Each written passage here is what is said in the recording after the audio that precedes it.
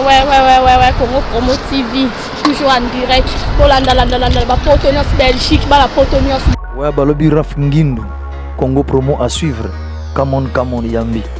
Toujours idéologie, Bibolandango. Il solo, oye, ok, et Simbi. Aspect. T'es ma solo, c'est formé, Silite. Congo Promo, toujours. Grande puissance. Come on. www.congopromotv5.com. Chez Raf Ngindu. Congo Promo qui torcos net in a film. Congo Promo babundana nango. Comment États-Unis d'Amérique? Parce que tous allés à Boston ou en Raf. Congo Promo. Monde entier international, n'est-ce pas? Donc, qui nous doit biso de côté à Tina Baki. Tara Congo Promo, de côté à partout. On va limiter sur le côté à partout. Donc, on a vu biso Congo Promo numéro 1 site tout. Congo Promo. Pour Congo Promo, Congo Promo né. Oh, site, pour ça, site, la qualité, c'est notre passion et votre choix, c'est notre bonheur. Alors voici pour vous la salle des fêtes Les 4 filles pour tous vos événements.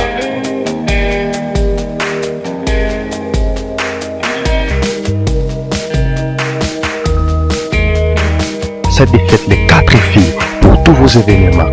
Baptême, anniversaire, conférence, séminaire, mariage. Une seule adresse, 1 rue René Mayer, 77 127, lieu 100. Action. Hi everybody watching Congo Promo TV. This is your host, Bibish Bobo. Plasma 85%. Thanks everybody. Merci beaucoup à mon boss Rafa Ngindu depuis Boston et à notre très belle site www.congopromotv5.com. C'est une nouvelle émission de l'émission Lova Lova, comme je vous l'ai dit. Émission où ils va toujours te raconter comment Bolingo, to le bela Bolingo trop, to zana ba sujet, ba comme la rabiso, pe ba benga rabiso, to va pisa ba sujet, oh yo to partage ensemble. Merci beaucoup à vous tous. Merci beaucoup au sponsor officiel de cette émission, le pasteur Joël Million. Un grand merci à toi pour le soutien, pour l'évolution de cette émission. Merci beaucoup à tout ce que tu fais pour nous et à mon caméraman Elvis Tassinda qui est derrière la caméra, qui travaille au four et au moulin pour la réussite de cette émission. Un grand merci à toi Elvis Tassinda et pourquoi pas à Dems Vidéo qui est là au montage. Un grand merci à toi Dems Vidéo et pourquoi pas à toi Patuchin et mon très cher internaute. Restez toujours connectés. Merci beaucoup d'être branchés. Merci beaucoup à ma famille, maman Galoula Astrid, qui m'aime bien, que je l'aime bien aussi. Merci beaucoup à Tony Twenge depuis Londres, Tony Twenge, Gogan, Made in London, fidèle téléspectateur de cette émission. Et pourquoi pas à toi Rebecca Wachini Wetu et à ton époux, mais c'est Pablo Mayou. Merci beaucoup très cher internaute. Les lots vraiment tous un sujet moko, c'est vraiment très important. Les a bien à recommander. Il y a un numéro là-bas affiché au bas de votre poste téléviseur. Veuillez appeler, soit écrire votre commentaire. Toi on a un moro boy à moi aussi. Abisinga Bibi, je vraiment émission est intéressant. Donc je ne sais pas dans le sujet où il de Ranjarangai. Il y a quelques années, en fait quelques mois je peux dire, tout ça qui n'a mobile fiancé je peux dire. Asa fiancé a proposé nga libala quand des frères en Christ assemblé là. A proposé nga libala bi que non, dans na posana bala yo, tous ensemble. Quand des alras, la bandi qui fiancé. Ti obika mi balinde bazalaka, basipeka de bazalaka que non.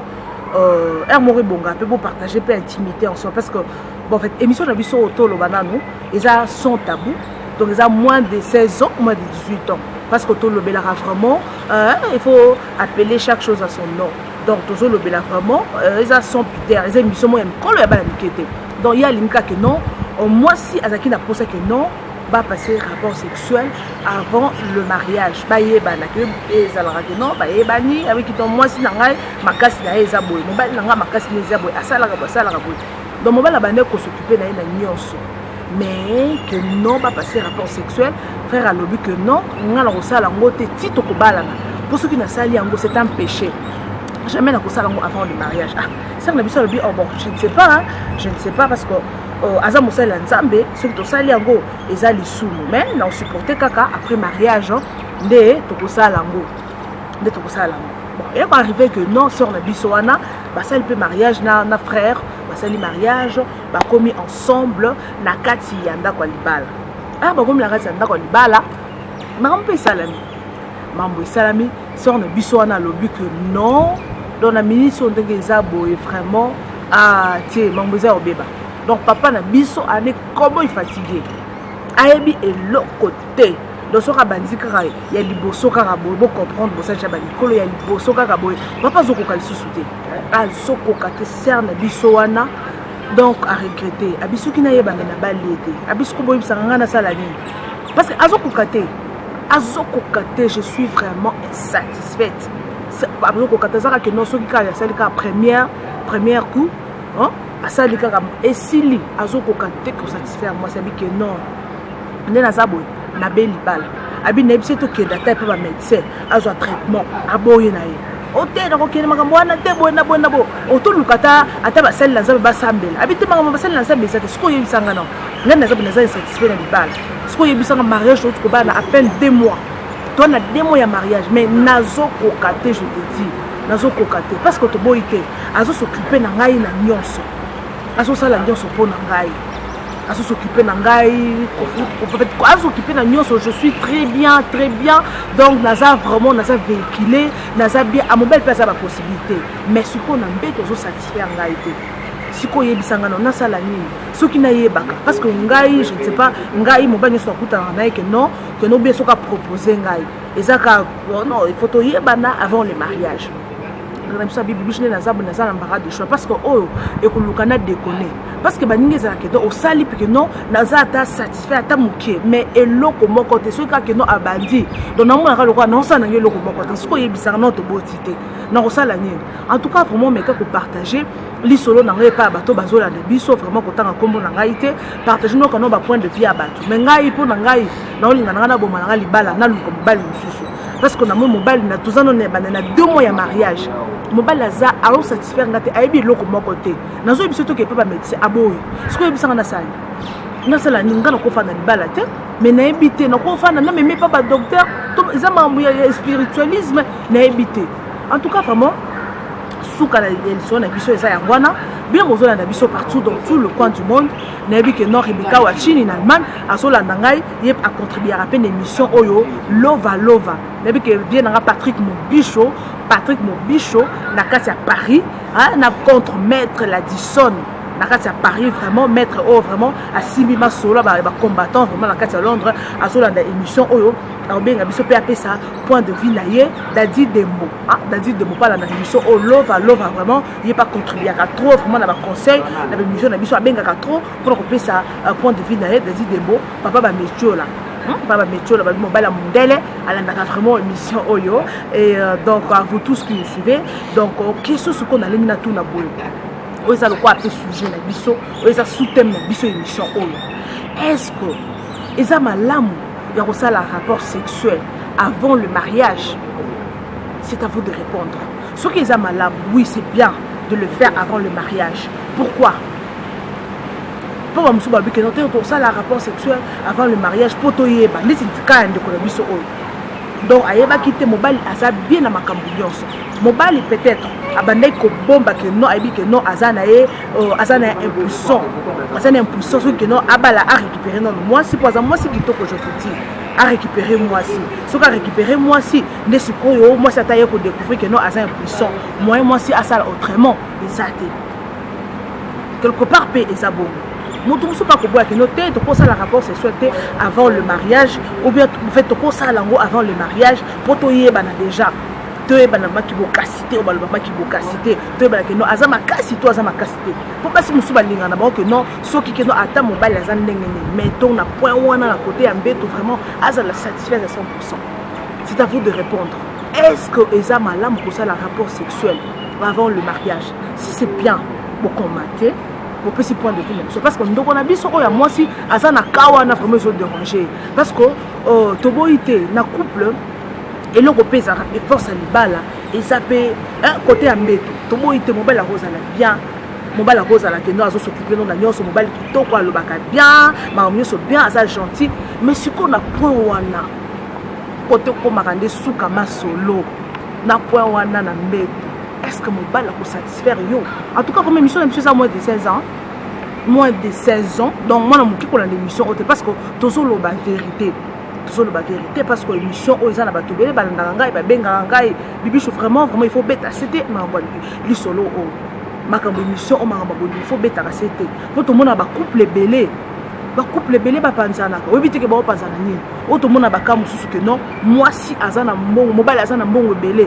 mais moi si couple na bonne naï pour na ni parce que mobile après ça ki nyonso après ça ki mbongo mais ce côté moko aza insatisfaite ce que boyebi sanga bino bato landa ngai partout au monde na émission na biso o lova to bito ko lobela ka masolo abodi to ko lobela ka ba histoire aux toucher vraiment ba couple na biso to ko ba histoire mais ils ont touché maramba bolingo boyebi sanga nanga est-ce que faire le rapport sexuel avant le mariage est-ce que ça bien parce que ça na bato musu ba s'abstenir na bango ba bi ke non nga nena za beto ko sala te ti to ko bala na kaka pour ko sala eza lisu pesa le soum to ko sala te to balani soko soki to balani to boy to la na ma komi en nzambe et ça bien to la na liloba na nzambe ke to ko sala ngote parce que eza lisu soko soki to arriver na kati ya ndako ya libala mobali aso se pelisa yo te soit moi si pe to le cas côté mobali te soit moi si pe ayebine pe makambo te aso koma te aso se pelisa yo te est-ce que libala wana est-ce que le couple wana ko za heureux est-ce que ko za heureux couple wana en tout cas vraiment tu éviter c'est à vous de répondre bah mitou neza yangai ba réponse c'est ça bino vraiment très cher internaute boki li solo ya ndeko na biso oyo à soumettre vraiment kanaye abiso ngoma bibiche émission on a landa vraiment mais quand ko relater li solo nangai et pas ba fan na yo et pas ba téléspectateur ba la émission oyo en tout cas vraiment li solo oyo ngai na éviter parce que ngane na zaboy na éviter parce que tout ça à peine 2 mois ya mariage ce que mobile na éviter to kende hôpital aboyi na ta ko ba bakio ce que mobile on ngo eza le quoi insulte ce qui mobile moi ça éviter que non to kende pour moi ça c'est insatisfait abi que non surtout to kende na hôpital to kende na hôpital que non ozo soin la de traitement mobile la boison le quoi insulte le quoi moi ça zo manquer respect le quoi zo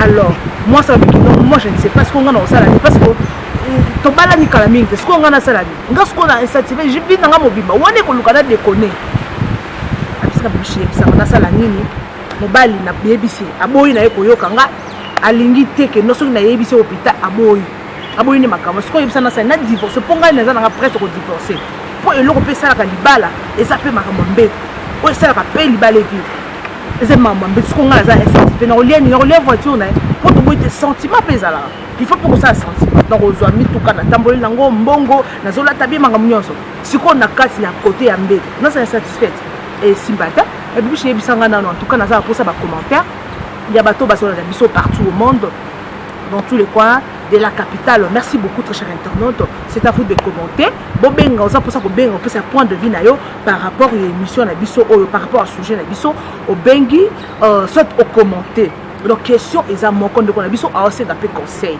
donc on a besoin de conseil boy vous savez que non asala nini atika ne ka libala wana mobile ya boyi ya bike niet jamais na ko ke koso na ko ke d'hôpital jamais donc mon bala moni état oya zana moni que no eza normal donc so moi c'est bisa moni on le voit ici en tout cas vraiment bo soutenir ndeko na biso bo sunga na ba conseil et puis question na nga pesa ka moko est-ce que c'est bien de faire le rapport sexuel avant le mariage ce que ça oui vous commentez pourquoi pendant que ça lango pourquoi si c'est non vous pouvez savoir pourquoi vous pouvez savoir le parce que pardon alors merci beaucoup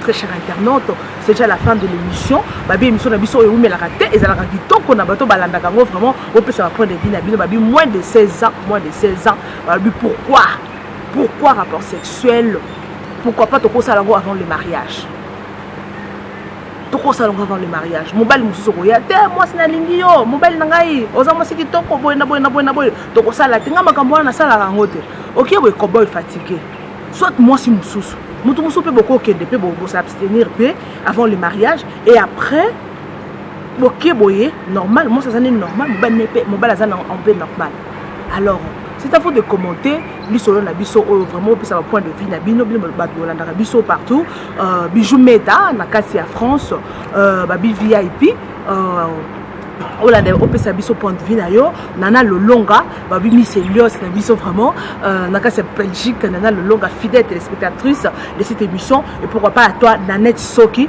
babi papa Daniel Onema na kati ya France babi en tout cas vraiment Olanda émission na biso lova en tout cas vraiment merci beaucoup pour na appel na yo papa Daniel Onema vraiment na kati ya Paris merci beaucoup très cher internaute Pablo Mayuku papa Pablo Mayuku alors le bien vraiment pesa biso point de vue na yo par rapport à sujet na biso babi ça moins de 16 ans moins de 16 ans aux hommes qui collent l'émission autotozo loba vraiment to se mettre vraiment le point sur les i na émission na biso que ça va sujet déjà est bandé parce que vraiment to koma vraiment na mo bangi ba sujet na biso babi que non sans tabou ceux qui vraiment aux anneaux muto soni quand on mis sous quand on te côté l'émission ôté pour ba sujet ils est belé plasma à Bombelbino.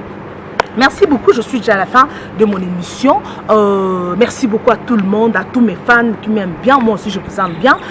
Bato balinganga na bato balinganga te. Bato vraiment chubanga bambeli na Congo. En tout cas, vraiment na lingi bino mingi parce que c'est ça mon boulot. Ça cop nanga on sala, ça ba pesanga don loba. Na loba na ngai vraiment, na loba na ngai. Merci beaucoup à vous. Merci à mon boss Raph Nguido depuis Boston. Un grand merci à toi pour cette opportunité vraiment au Pessingaï et à ta très belle épouse, à ta charmante épouse Mama Belinda. Mama Belinda, maman na biso moko à la famille Ngindu Nixon Ngindu moi na biso moko liboso moi na papa biso liboso papa biso Raph Nguido. Merci beaucoup. À maman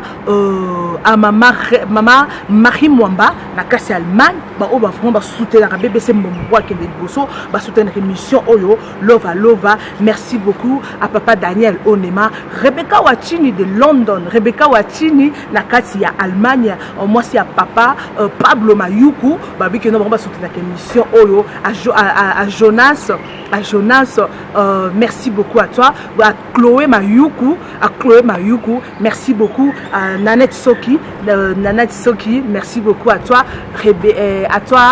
Nana Lolonga, à toute mon équipe technique, à toi Gilles Batal et l'invertébré, l'animal d'origine, merci beaucoup à toi, à mon équipe technique, là je vois Elvis Tassinda qui a travaillé au Four et Moulin, qui a fait un travail de tuton pour la réussite de cette émission, merci à toi Elvis Tassinda, papa la précieuse babi mona kitoko babi Elvis Tassinda jeune solo la bien babi caméraman ya moulayi ya mbinga ya bien à ça imaginer bien ça comme ça là bien en tout cas un grand merci à mon équipe technique babi on est ensemble à toi des petites vidéos babi des petites vidéos il faut ça la kaka donc sur aux ade moyen ma solo ça ko beba et ça ko lala moi je l'appelle le doigt en or des vidéos sur simi bandi musala donc moi je l'appelle empreinte digitale les doigts en or. Merci à toi d'aimer cette vidéo. Merci beaucoup au sponsor de cette émission Pasta Joël les millions babi les millions kati na kolo les millions kati na kati mokili na kati kolo na kati monde spiritualisme azape les millionnaires na lola na mokili on appelle aza les millions. Un grand merci à toi vraiment pour ce soutien. Merci beaucoup vraiment. Mabi que non ça les okoba tozokoba kaka babi que non soki za mazo sala il faut que ça mais merci beaucoup vraiment na bato babenga ngai pour na kusala nga ba remarque bato babenga pour na soutenir nga en tout cas vraiment toza vraiment na posa pe ya sponsor markas na kati émission na biso oyo ba ido isa vraiment ebelé vraiment pour tous ces Sabino donc on a pour ça que sponsoriser émission oyo en tout cas vraiment nga la bomba na ngate maman nga bisanga biso soko za likambu loba vraiment lobo mona mutema to na pour ça sponsoring et émission na biso to boyite ba sponsor bazala ebelé net passe les millions déjà baza déjà ba sponsor numéro 1 to ça pour ça bato baza pour ça pour soutenir biso to voyagera to kendaka ba mboke belé to kozala pe to ki Angola le bikuna to ki Canada to sel émission na biso le bikuna to ki Londres donc on est là champ ça vaste vraiment pour nous repasser ba information. Merci beaucoup à ma maman chérie, à ma famille Mpoyi, maman Galola depuis Congo. Merci à tout le monde qui m'aime. Merci à cette grand hôtel. Babi a 100 tonnes, babi que notre déplacement dans l'autre le route on a 100 tonnes. Ah en tout cas vraiment uniquement pour nous reçoit l'émission de biso lova talagara na soutien à pasta les millions, joie les millions. Merci beaucoup très chers internautes, je suis à la fin. Donc il y a un numéro qui est affiché au bas de votre poste téléviseur. Veuillez appeler pour vos commentaires. Merci, je vous aime beaucoup. Restez toujours connectés sur notre site www.congopromotv.com. Chez les Big Boss Rafangil. Si vous avez aimé cette émission, cliquez juste à ma gauche. Émission na biso sur une grosse exclusivité l'émission nangai obeti na poste na YouTube obeti Bibiche Mbombo playlist donc on a vraiment l'émission nangai nyonso quoi apparaître au tali aux satisfaits. Merci beaucoup très chers internautes, donc restez toujours connectés sur la www.congopromotv. Je vous aime bien, bye bye bye.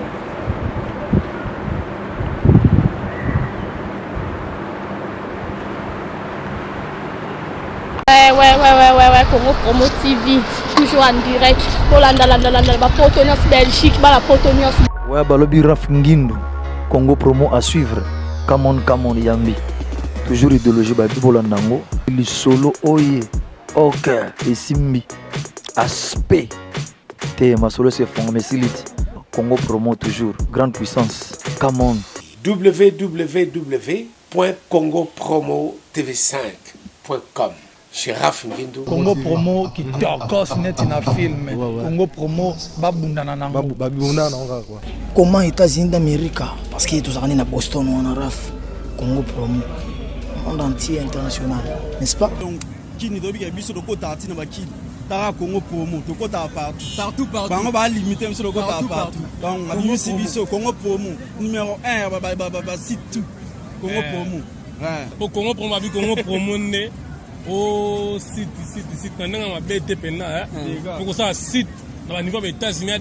la qualité, c'est notre passion et votre joie, c'est notre bonheur.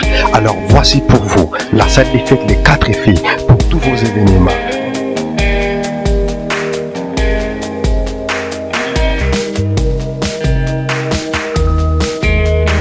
Salle des fêtes Les 4 filles pour tous vos événements.